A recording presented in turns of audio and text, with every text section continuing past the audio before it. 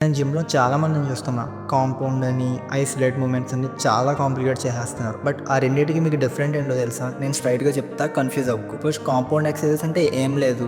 మీకు సింపుల్‌గా చెప్పాలంటే మీరు squats, dead lifts or else bench press చేస్తున్నప్పుడు మల్టిపుల్ మజిల్స్ అనేవి ఒకేసారి వర్క్ అవుతాయి. దీన్ని పట్టుకొని ఇంతకంత కాంప్లికేట్ చేస్తారో నాకు అర్థం కావట్లేదు. No isolation exercises. ఒక మజిల్‌ని సెపరేట్‌గా టార్గెట్ చేసి ట్రైన్ చేయడం. ఇందులో మీకు లైక్ బైసెప్ కర్ల్స్ గానీ, లెగ్ ఎక్స్టెన్షన్స్ చేస్తున్నప్పుడు మీకు సింగిల్ మజిల్ అనేది యాక్టివేట్ అవుతుంది. బట్ దీన్ని పట్టుకుని చాలా మంది కన్‌ఫ్యూజ్ అవుతూ ఉంటారు. నేను కటింగ్‌లో ఉన్నప్పుడు నేను ఐసోలేషన్ ఎక్సర్‌సైజెస్ చేసుకోవాలి. అలా చేస్తే నాకు మజిల్ బిల్డ్ అయిపోతది అంటూ ఉంటారు. బట్ రియాలిటీ ఏంటంటే మీరు ఎప్పుడైతే పర్ఫెక్ట్‌గా మీ మజిల్ మీద ఫోకస్ పెట్టి ట్రైన్ చేస్తారో అప్పుడే మీ మజిల్ అనేది బిల్డ్ అవుతుంది. సో మీరు ఒక ప్రాపర్ వర్కౌట్ ప్లాన్ డిజైన్ చేస్తున్నప్పుడు కాంపౌండ్ ఎక్సర్‌సైజెస్ కానీ, ఐసోలేట్ ఎక్సర్‌సైజెస్ కానీ రెండు ఇంక్లూడ్ చేసుకోవాలి. అండ్ గుర్తుంచుకో, కాంపౌండ్ అని, ఐసోలేట్ అని పర్టికులర్‌గా కాంప్లికేట్ అయితే చేయకు. నీకు నచ్చిన వర్కౌట్ ప్లాన్ చూస్ చేసుకో. అండ్ మోస్ట్ ఇంపార్టెంట్ థింగ్, నీ మజిల్‌కి పడేదే చెయ్యి. అండ్ ఫైనల్‌గా వచ్చేసి ఒక మంచి ప్రాపర్ డైట్ అయితే ఫాలో అవ్వు. రిజల్ట్స్ తప్పకుండా వస్తాయి.